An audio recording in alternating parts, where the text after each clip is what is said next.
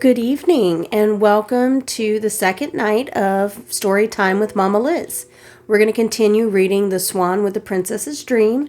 We left off last night with Prince David and his court advocate Matthew arriving at the new kingdom where Prince David is supposed to meet his bride-to-be and her family. So let's get into it.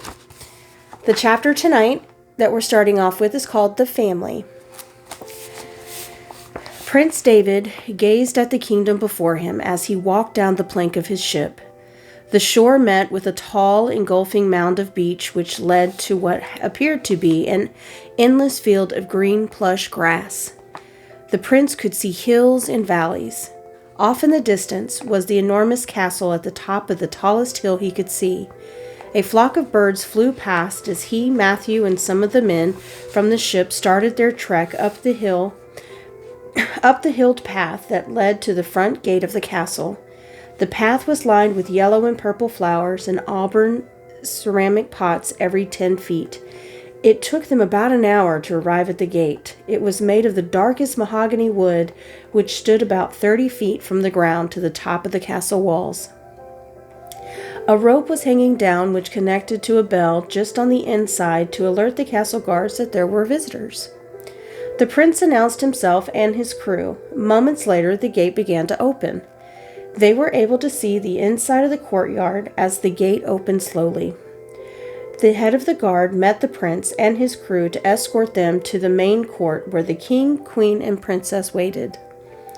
Prince David took in the view of the courtyard as they walked. There were hedges that surrounded a water fountain in the center that had a statue of a mermaid spitting out water. There were peasants shopping. He could hear whispers as he and his men walked past various crowds of people. He thought to himself, "They must not get a lot of visitors here. This place is remarkable." They walked to a set of stairs that lined the front main part of the castle. The stone in this castle was gray and white. The staircase steps were made of cobblestone with grout in the cracks. They carved into the outer wall of the castle to a doorway. They reached the doorway, which had a narrow walkway leading into a corridor. The corridor was lit by torches. They walked about 20 feet, arriving at a hallway which ended at the great hall where they could see the thrones. The thrones were empty, which puzzled Prince David some. He and his men were left standing in the room close to the thrones. "Where do you suppose they are, sire?" asked one of the men. Prince David responded, "Not sure, but we should put this stuff over there on the table. We will just wait here until they arrive." Just then, they heard footsteps approaching. "Good day, everyone," this cheery male voice stated. "I'm King Clifford, but you can call me Clifford.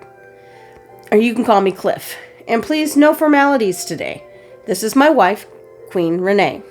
It's a pleasure to meet you." Prince David turned to see the king and queen walking toward them. The king had her arm rested within the king's arm with his hand holding hers. Prince David noticed how they walked as if one person, and the subtle, loving gaze the queen gave the king as he spoke. When they stopped just in front of them, he noticed the king and queen still remained together, with the king's left arm wrapped around the queen's waist, and her hand holding his at the side of her hip. The smile on their faces seemed to flow their love for each other into the room. He caught himself, stopped breathing for a moment at the scene before him as he responded, while moving forward to shake their hands with a bow. "Very nice to meet you both, sire. This is my court advocate Matthew, and some of my men from my kingdom. We brought you some gifts, which are on the table. I noticed your daughter is not present. Will she be joining us later?" Queen Renee responded with a hint of annoyance in her voice. "Our daughter is still getting ready, but I assure you she will join us shortly." "How was your trip? I hope you did not run into any storms that were too bad." The prince just shook his head as he was a loss for words because he couldn't shake Diamond from being present in his thoughts as he spoke. The prince snapped out of his thoughts and when he heard a clatter behind them all. "Oh, it's our daughter finally!" the king said with excitement. He continued, "Come here, child. Meet Prince David and his men. Excuse my daughter, gentlemen. She'd be late for her own funeral." Prince Audra approached with her maid right behind her, fixing her dress as they walked quickly. Princess Audra was a bit taller than her maid. She had fiery red hair with curls hanging down to her calves that glimmered in the sunlight as she passed each window, walking toward everyone. Her skin was pale with tiny freckles upon her cheeks and her crystal blue eyes that sparkled when she awkwardly laughed at her father's remark. Her lips were full and pouty with a hint of red coloring to them. The rose on her cheeks accentuated her features perfectly. Her maid was of average height and average weight. Her skin was a deep chocolate color. She had wavy brown hair of mid-length braided with a blue ribbon that tied at the bottom into a bow. She was wearing a floor-length blue-colored dress with a white apron tied at the waist. "Hello, everyone. I am so sorry for being late." "Thanks, Father, for that introduction. I do apologize for being late. I was checking the kitchen to ensure our meal was being prepared for tonight," she stated as she looked back at her maid with a look that meant for her to agree. And here is all of them meeting each other in the courtroom. Prince David took her hand, bowed, and stated, "It's a pleasure to meet you, my lady. Please don't apologize. The time allowed us to catch our breath before your arrival." The king clapped his hands and announced, "Okay, now we go on a little tour of the castle, yes? Please follow us. Upon our return, we will have dinner, some dancing and drinks, and not all in that order, if you please," as he winked at the queen, who blushed at his insinuation. "King Cliff, where can my men direct the rest of my crew to lodge while I'm here? I'd like to send them back," asked Prince David. "Ah, yes. Where are my manners?" "Please have them see the innkeeper in the courtyard. We have rooms reserved for them as well," stated the king as he continued to walk. Prince David and Matthew followed behind, leaving their men to return to the ship to gather up their supplies and the rest of the crew. Prince David took the liberty of the walk to approach the princess, who seemed to be preoccupied. "Your kingdom is remarkable, my lady. I can't say I've seen anything that comes close," he said. She replied, "It's too many walls, if I'm completely honest. I must say I'd prefer to be in the fields or forests, taking in the sun, swimming in the lake, and listening to all the sounds. These walls are confining, don't you think?" Prince David huffed at her response. He was unsure what to say as he looked over his shoulder, puzzled at Matthew, who urged him to speak up. Sure. The outdoors are more open and brighter. I have a swan in my forest that never leaves. You should meet her when you arrive at my kingdom," he stated. She just remained silent while giving a slight nod of her head. This puzzled the prince because he was not sure what else to say or how to read her reaction. He was hoping she'd engage in conversation.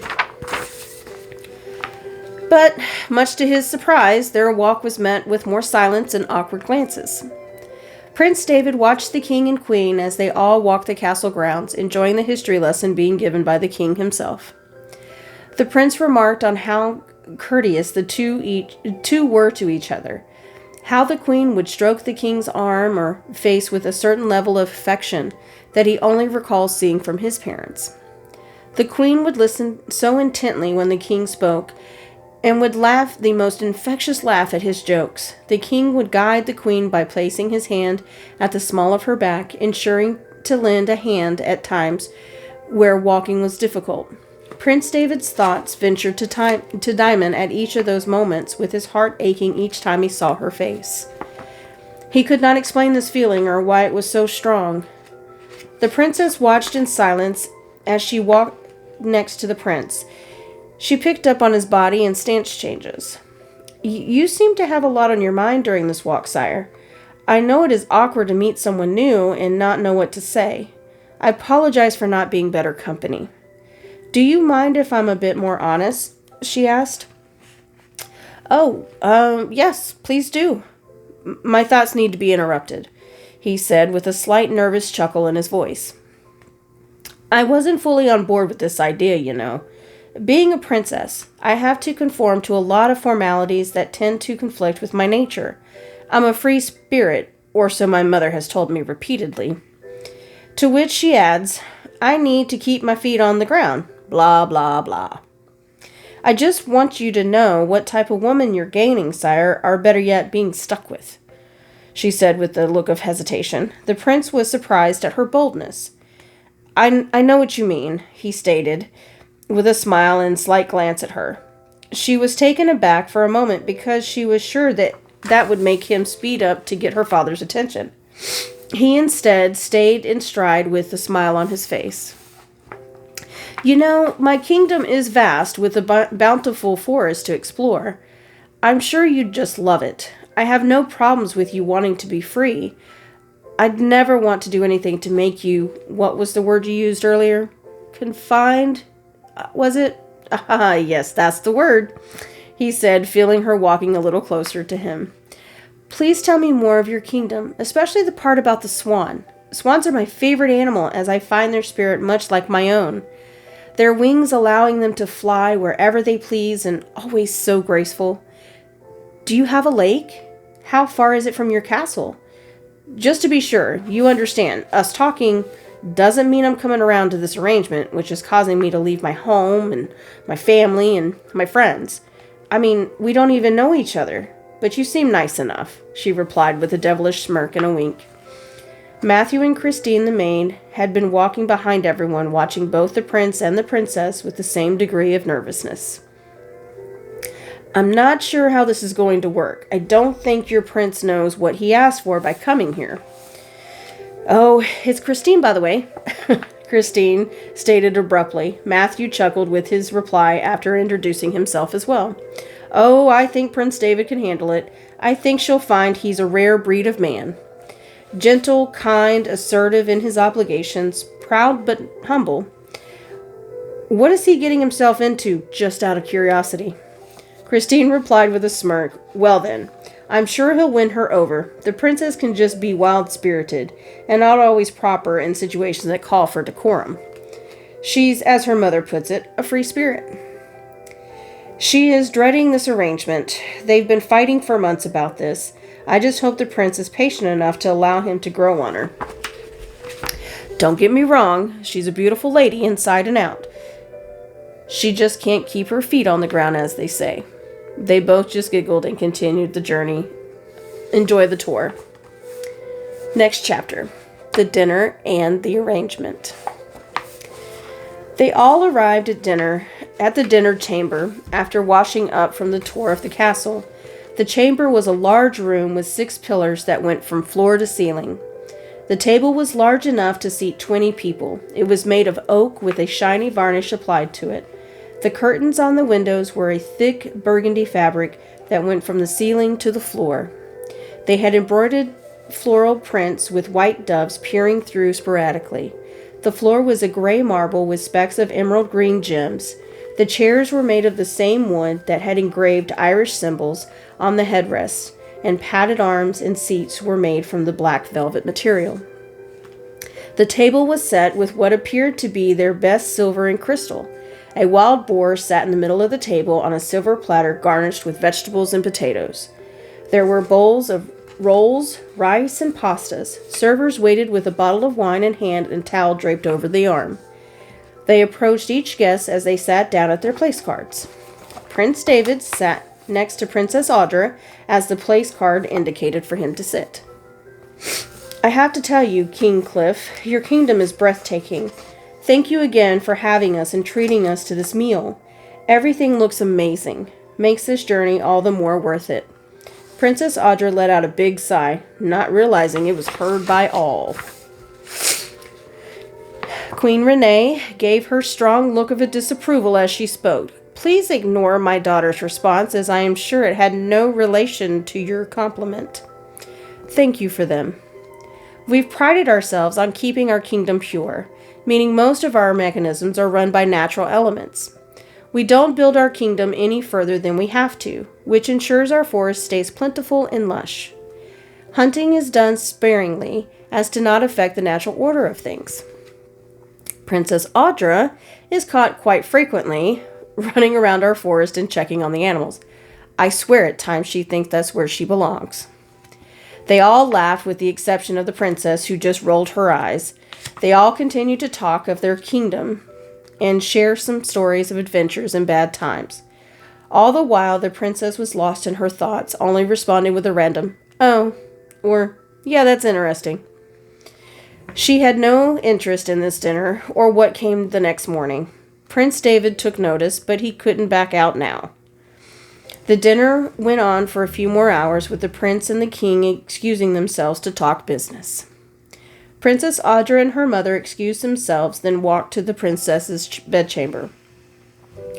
"I really wish you could contain your objections a little more. Do you think this is easy for your father and me? Besides, we aren't sending you to someone who is horrible. The prince seems to be very friendly and attentive. Did you notice he filled your drink when it was empty? Or that he listened to everyone speaking before he responded or interjected?" "He was the perfect gentleman," her mother asked with a heavy tone of disappointment. The princess replied with the same amount of disappointment. "Mom, do you think this is easy for me? I'm the one that is going to leave here to travel to a place I have never been, meet new people, marry a complete stranger, and oh gosh, so many other things I can't even think of that are going to be hard for me. I mean, I'm going to be all alone. Not to mention a wife to someone. I want to marry for love and to the person that compliments me, who can be as free as I am. Marriage is so constricting. I mean, look at you and Dad. You are never apart, and you do everything together. I will suffocate with that type of marriage. Mom, please, can't we arrange something else?" Her mother sighed as she stroked the princess's face and replied, "No, honey, we can't. Your father and I never separate because we love each other. We can't imagine life without each other. I am hopeful you will find that with Prince David, if you give him a chance. I did research his family. They were good people. Just try to put yourself in his shoes. He is just as scared to marry someone he doesn't know. I'm sure he worries how you two still will get on. Please just give him a chance." The princess just walked in her room after giving a short nod to her mother's request. She decided to take a bath and contemplate the rest of her life. Prince David finished his talk with the king and retired to his bedchambers. He and Matthew were to share. Matthew greeted him. "Well, is everything a go? How do you feel? What about the princess?" "I say we hightail it out of here tonight and escape while we still can."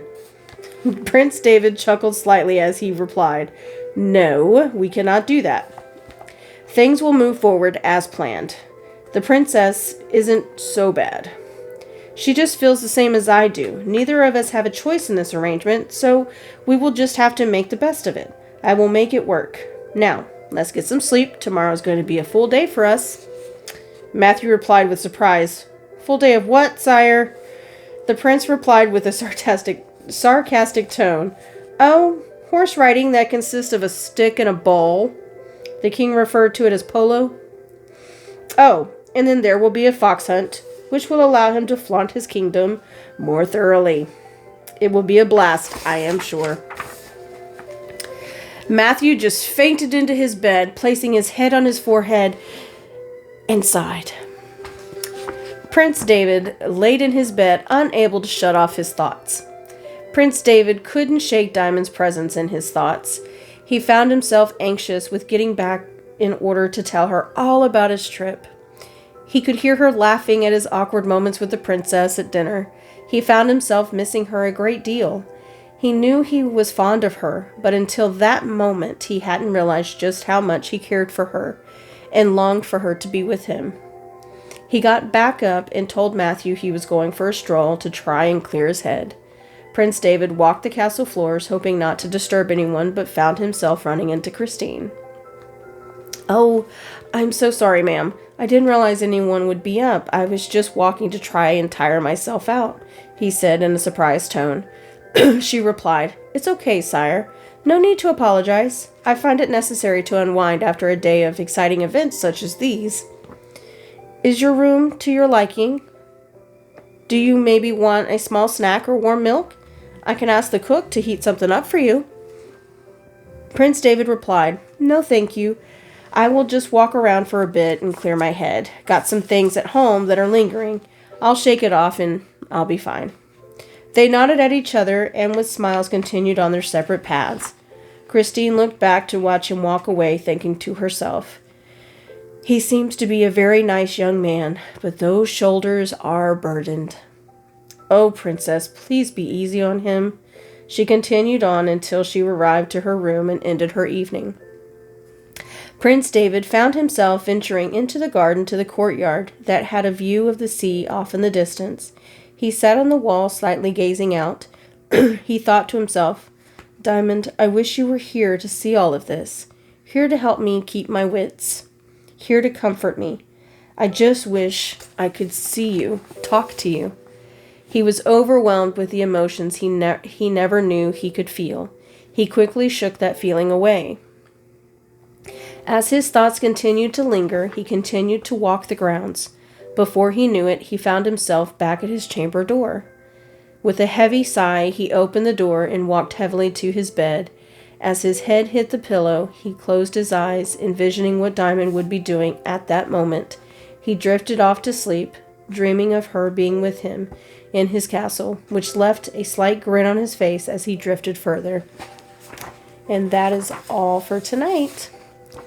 Join us tomorrow for the games and then the journey home to the one who is waiting. Look forward to seeing you guys then. And don't forget, The Swan with the Princess's Dream is available on Amazon.com, or you can visit my website at KeeblerWritingsLLC.org and learn about some of the services that I have and the other books that are also available. I'll see you guys tomorrow night.